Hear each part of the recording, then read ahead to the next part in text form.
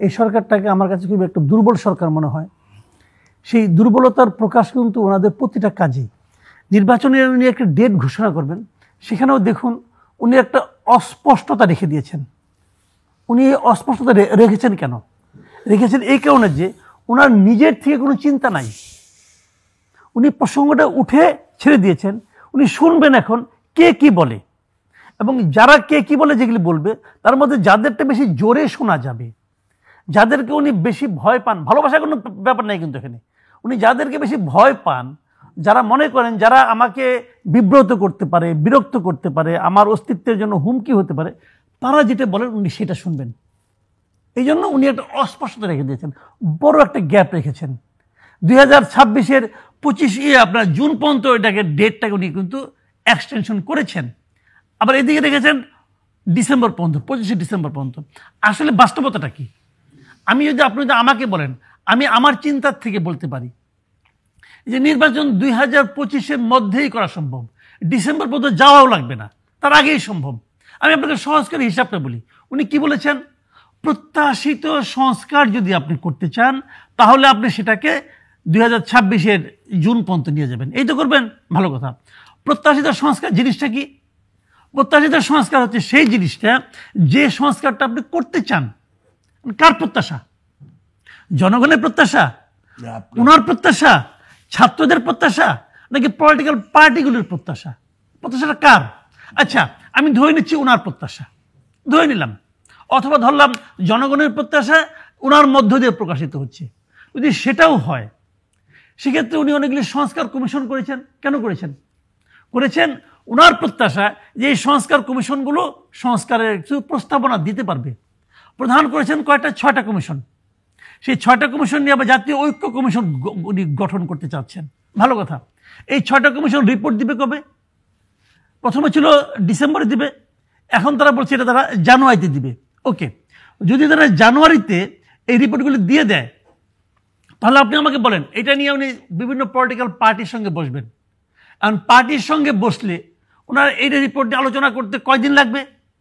তার লাগবে হলো ম্যাক্সিমাম ধরেন 1 মাস, 2 মাস, 3 মাস। আপনি 3 মাস ধরেন, 3 মাস ধরেন।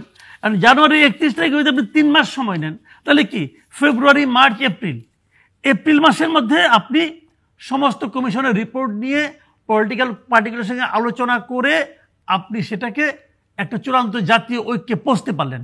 ওকে, তারপরে আর সময় কেমন লাগবে? ধরা যাক ড্রাফটিং করবেন, ওরা করেন ড্রাফটিং, এক্সপার্টদের সঙ্গে আলোচনা করবেন, তাও করেন, তাহলে ধরেন আর 2 মাস লাগলো। তাহলে এপ্রিলে পরে কি মে, জুন মাসের মধ্যে আপনার সংস্কারের প্রস্তাবনা শেষ। এরপরে কি থাকে ভাই? তারপরে কি ইলেকশন করতে আপনার 1 বছর লাগবে? আর এর মধ্যে তো ইলেকশন কমিশন বলছেই যে মার্চের মধ্যে তাদের ইলেকশন কমিশন ভোটার লিস্ট হয়ে যাবে। তাহলে আপনি তারপরে তো ইলেকশনের জন্য প্রস্তুতি নিতেই পারেন। তাহলে আপনি কেন জুন পর্যন্ত, জুলাই পর্যন্ত যাবেন? আমি তো মনে করি তারপরে যদি আপনি 3 মাস নেন, তাহলে আপনার অগাস্ট, সেপ্টেম্বর, অক্টোবরের মধ্যে আপনি সমস্ত সংস্কার করে ইলেকশন করতে পারবেন। তাহলে যদি আপনি ডিসেম্বর লাগান অথবা পরের বছরে জুন লাগান, তাহলে আমি যদি বলি আপনি সংস্কারের নামে সময় ক্ষেপণ করতেছেন, আপনি কি জবাব দেবেন? এবং আমরা তো সাধারণ মানুষ তো ভাই সময় ক্ষেপণটা পছন্দ করবে না। আপনি যাই মানে বসে বসে ঝিমাবেন আর বলবেন যে সংস্কার করতে সময় লাগবে, এটা তো হবে না রে ভাই। আমি মনে করি 2025-এর মধ্যে নির্বাচন করার মতো সমস্ত বাস্তবতা বাংলাদেশে অলরেডি তৈরি হয়ে গেছে। এবং এখন যেটা হবে কি, দুইটার জন্য ভয় আছে। সে ভয় পায় ওই নাগরিক কমিটিতে কি একটা আছে, ওরা বলছে যে ইলেকশন করলে সবাই জাতীয় শত্রু হয়ে যাবে, বেইমান হয়ে যাবে, ওইটাকে ভয় পায়। আগামীকাল জানুয়ারি, ফেব্রুয়ারিতে যদি বিএনপি চাপ দেয়, দেখবেন যে বিএনপিকে ভয় পাওয়া শুরু করছে। এবং আমি শিওর যে বিএনপি কোথাও ফেব্রুয়ারি থেকে, মানে ফেব্রুয়ারির মধ্যেই চাপ দেওয়া শুরু করবে। এবং আপনি নিশ্চিত থাকেন, আমার ধারণা আপনি 2025-এর অক্টোবরের মধ্যে নির্বাচন দিয়ে দিবে। এটা হলো আমার ধারণা। মাসুদ কামাল, আপনি কি মনে করেন কবের মধ্যে নির্বাচনটা আসলে হওয়া উচিত? আমি একটু আগে বললাম তো আপনাকে, সেটা হলো আমি মনে করি নির্বাচন সমস্ত সংস্কার করে, প্রত্যাশিত সংস্কার করেও 2025-এর অক্টোবরের মধ্যে নির্বাচন করা সম্ভব। বলেছেন প্রত্যাশিত সংস্কার কি কি, যে নাকি ডক্টর ইউনূস বলার চেষ্টা করছেন। প্রত্যাশিত সংস্কারের সংজ্ঞা উনিও দেননি, আমিও বুঝি না। কিন্তু যদি আমি ওনার প্রত্যাশা বলি, তাহলে আমি বলবো যে উনি যে সংস্কার কমিশনগুলি করেছেন, এই কমিশনগুলো যে রিপোর্ট দিবে, সেই রিপোর্ট বাস্তবায়ন প্রত্যাশিত এই সংস্কার, সেইটা করেও 2025-এর অক্টোবরের মধ্যে নির্বাচন দেওয়া সম্ভব। দুটো ঘটনা আমি বলি আপনাকে এখানে কেন না হতে পারে। কেউ কেউ চাচ্ছে যে তারা এখন যে কথাটা ঢালি ভাই বললেন, যে এখন যদি ইলেকশন হয়, সাধারণ মানুষের মধ্যে একটা চিন্তা কাজ করে, একটা মানে ধারণা কাজ করে যে বিএনপি হয়তো এককভাবে নির্বাচিত হয়ে যাবে। কেউ কেউ ভাবছেন যদি একটু সময় পায় তাহলে তারা হয়তো মানে তাদেরও একটা সম্ভাবনা তৈরি হতে পারে।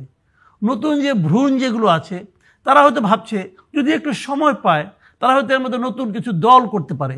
তারা বিভিন্ন জায়গা থেকে লোকজনকে ছুটাই আয় না, হয়তো তারা একটা দল করতে পারে যারাও নাকি ক্ষমতার একটা অংশীদার দাবিদার হতে পারে। এই সমস্ত কারণে হয়তো তারা একটু সময় চায় যে হয়তো এটা যদি 1.5 বছর নেওয়া যায় হয়তো তারা পারবে। ভাই আমি একটা কথা বলি ভাই, এই 1.5 বছরে একটা পলিটিক্যাল পার্টি দাঁড় করানো যায় না। ওই যে এখন স্থানীয় সরকারের টাউন্সিলরদেরকে এটা তাদের ধারণা।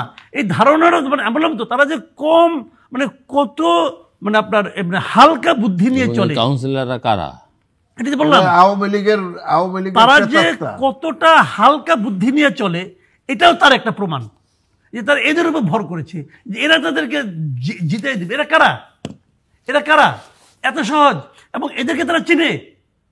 আমি তো বলি এই যে দলগুলো আছে, যারা এই দলের যারা লিডার, এরা ওই যে কাউন্সিলরগুলো আসছে না, ওদের মধ্যে র্যান্ডমলি যে কোনো একটা কাউন্সিলরকে নিয়ে আসেন, সেই কাউন্সিলর এসে এদের সবগুলো 3 বার বেচবে, এরা টেরও পাবেন না কখন বিক্রি হয়ে গেছে। ওদের কি চিনে? ওরা আসলে একটা ঘাঘু পলিটিশিয়ান।